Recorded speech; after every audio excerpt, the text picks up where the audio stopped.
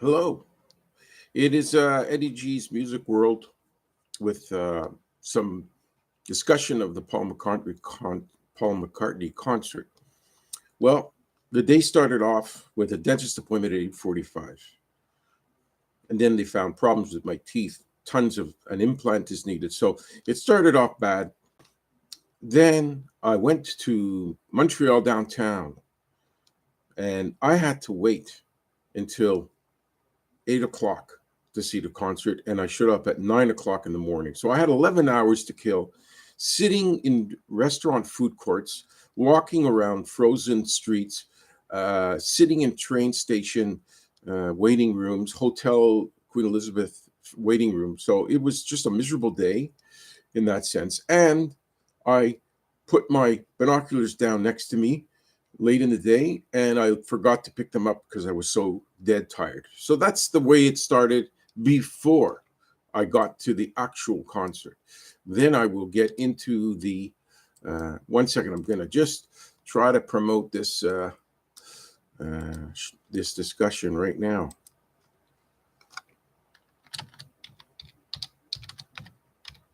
and then see if anybody goes on and listens to it. So we'll get back. So there I was, half asleep, just like dozing off, uncomfortable. Got to my seat, because I went alone, because everybody I know didn't want to go, or they had no money. So I just went by myself. I have seen him twice before, but not great situations because bad seats each time. And the third time, which was Monday, was not great seats either, because in order to get within two sections of seeing him, you got to pay anywhere from 1,500 to 5,000 or 3,500, and I'm already spending a lot of money and wasting it. So I had section 123, row D, seat one, which was an aisle seat. So I was fortunate to have some leg room for the concert. And so then there we go. Got to go to the bathroom about 6 times a night from all the drinks, the sports drinks, monster drinks. So I missed the first song and a half because I'm waiting and going to the bathroom and getting something to drink or whatever. So I get back to my seat. I mean, I've seen and heard reviews like talking about this show, like they expect him to be perfectly like 1975 energy. The man is 83. I was kind of concerned of I saw part of the concert online from other shows that he's done, and his vocals were shaky a good portion of the show. In my situation, I expected a lot of problems with his voice, and the truth is, he actually held up pretty well with two or three little cracks along the course of almost a 3 hour show.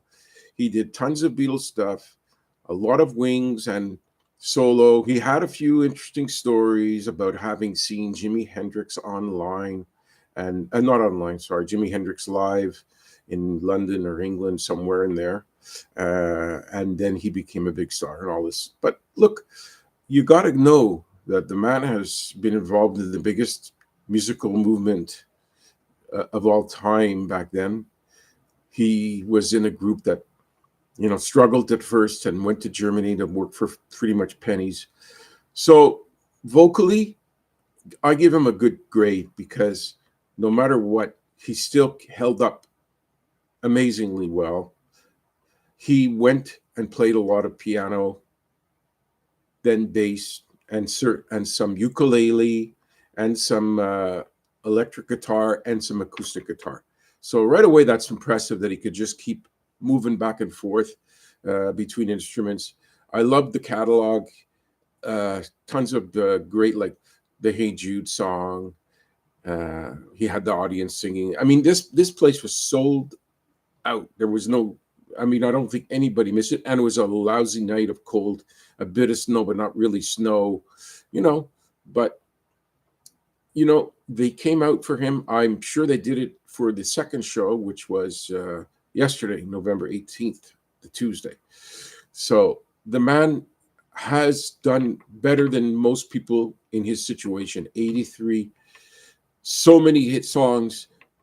The man could play, look, he's been a part of just about every song. I'm sure due to the deal that they had with John Lennon, there were songs that John Lennon wrote mostly, and he did a little bit or nothing, and vice versa, where he did most, if not all, and Lennon didn't do that much or nothing.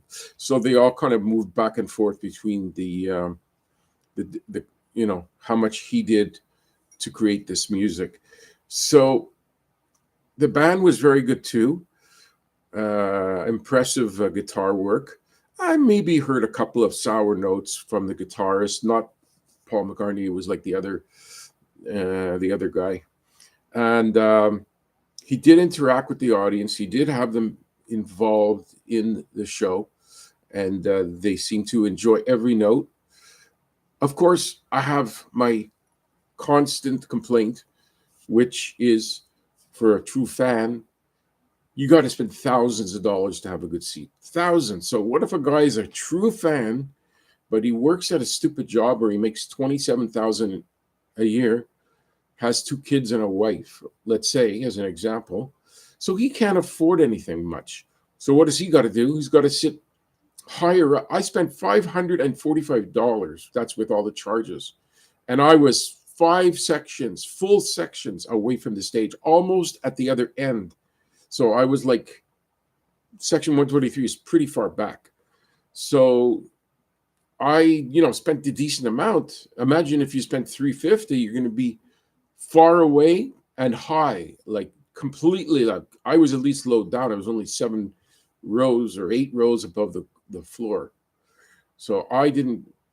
I spent a decent amount of money, and I didn't even get good seats. The sound quality didn't suffer at all. It was all pretty clear. And of course, the constant dancing, the fucking 5 or 6 dopes that would not sit down that were in front of me. They felt that they could get a better feeling of the concert when their legs are on the, when they're standing up. Like, what's the difference? What are you getting out of the show that the people sitting down don't get out of the show? Nothing.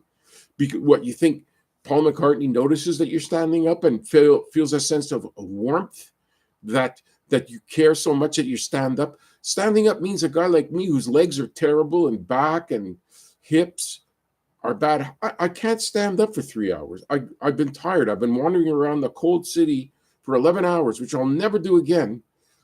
And then I get in and I wait for the show, and then I'm tired as hell. I love the music, but I got to pretty much sit down most of that show. And then I couldn't even get a closer view since I lost my binoculars. So, it's just been one of those crazy days. I did enjoy it. So I will say that if you are thinking of going to the show and you love his music, I'm giving it a positive review, somewhere in the range of a B plus. So, I don't know what else he could have done to make it better. Nothing really. I could have made my experience better had I been closer and not having to deal with the drawbacks of the show. But the show itself, you can't really give him, you can't fault him for anything. He did better than most people could do in his situation. Look, there's people who are hanging it up in their 70s, and like Phil Collins, and he's 83 and he's still running around. He does not need the money, people. I don't know what he's doing it for, that he's so intent on keep it going. But as much as I love him, the cost of money, the delays to go there, the organizing, the $80 Uber to get home. You can't park down in Montreal anywhere, pretty much. I won't go see him again. I'm actually going to be dealing with I got 2 more concerts to see in February, which I'm going to spend all kinds of transportation money so I don't have to sit around the city all day in food courts, sitting in wooden chairs for like 10 hours. I'm going to make sure I take an Uber or a train late in the afternoon so I don't show up early and waste my time sitting around waiting for a concert. So I'm seeing these other 2 bands, Offspring and 9 Inch Nails. I kind of regret that I bought the tickets. I'm going with a friend, but still, I do kind of feel like I maybe shouldn't have done it. But I'm not going to try to sell them. I'm just going to make the best of it and go. But my concert days are slowing down big time. I'm going to have to slow it down. The Guess Who is coming. I love them. but I can't go again. I saw them 25 years ago. I just can't go to Laval. It's a massive distance from me. I can't figure out how to get there easily. I've got to use GPS or some other kind of system to sit there all day and wait.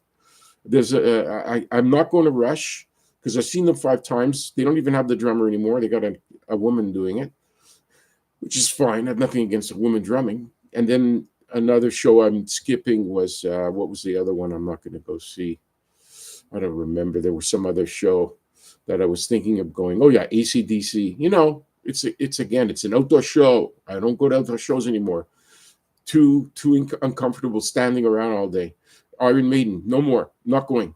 Sorry, another outdoor show. I do not want to experience standing around for hours and hours dealing with heavy metal that I've heard before, and I don't want to go.